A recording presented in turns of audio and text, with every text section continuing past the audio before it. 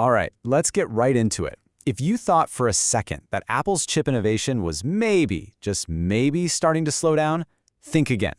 We've got some juicy details on what looks to be a massive year for Apple Silicon in 2026, and it's all built around the next-gen M5 chip family. But here's the thing. While the basic M5 chip is going to be a beast, this whole story isn't really about just that one chip. Nope. Apple's real master plan, their big power move, is what they're planning on building on top of it. So let's look at the specifics. We're talking about a complete top-to-bottom refresh of Apple's Pro-level silicon. It looks like they're prepping three incredibly powerful new versions of the M5 for launch. That's right. We're talking M5 Pro, M5 Max, and the absolute top dog, the M5 Ultra. They're all in the pipeline. So this isn't just a small speed bump, you know? This is the full next-generation lineup for Apple's most powerful, most demanding machines. Now, what's kind of crazy about all this is just how much detail we seem to have on the timeline. This isn't some vague coming soon situation. We have a surprisingly clear roadmap for 2026. So let's take a look at how that year is shaping up. And wow, what a packed year. Kicking things off in the first half of 2026, we're expecting new MacBook Pros with the M5 Pro and M5 Max, plus a new M5 MacBook Air. Then, by the middle of the year, the Mac Mini gets its turn with M5 and M5 Pro options, while the powerhouse Mac Studio gets refreshed with the M5 Max and M5 Ultra. And then, get this, to cap it all off, the M6 is expected to debut by the end of the year. I mean, that is just an incredibly aggressive pace.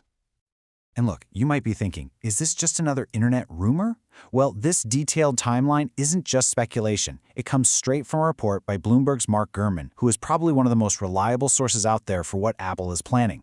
So yeah, when he reports something like this, we all tend to listen. The information is pretty solid. Okay, so we know what's coming and we know when. But honestly, the most fascinating part of this whole thing might be how Apple is actually building these new chips. This is where things get really interesting from a tech perspective. So here's a wild thought. For the first time ever in the M-series lineup, there are whispers that Apple might be fundamentally changing its whole design philosophy for the Pro and Max chips. Could we be looking at a way more flexible architecture? Let me break down what this could mean. Right now, Apple designs its chips with fixed numbers of CPU and GPU cores. You get what you get. But a new design could separate those into distinct blocks. Why does that matter? Well, it could allow you to configure the number of cores for each based on what you actually do. So imagine a video editor who can go all in on GPU cores, while a programmer might want to max out the CPU cores instead. That would be an absolute game changer. All right, that brings us to the next big question. It's about the biggest, baddest chip of them all, the M5 Ultra. Apple has a super clever trick for building its current Ultra chips, but are they going to stick with it? See, right now, the Ultra chip is basically two Max chips perfectly fused together. It's a brilliant piece of engineering that lets Apple essentially double the performance. It's like taking two supercar engines and welding them together to make one monster engine. The big question is, are they going to run that same play for the M5 generation? And the magic that makes this possible is a technology called UltraFusion. It's Apple's own custom-built bridge that links two separate chips so seamlessly that any software you run just sees them as one single gigantic processor. It really is the secret sauce behind the Ultra's incredible power. But there's another much more radical possibility on the table. It's not confirmed, but Apple could decide to ditch the two-chip approach entirely and instead build the M5 Ultra as one enormous single piece of silicon. It's called a monolithic die. Now, that would be an insane engineering challenge, but the payoff could be huge. You'd eliminate any tiny delay between two separate chips and get even more efficient performance. Okay, so we've talked about a ton of tech specs, crazy timelines, and chip designs.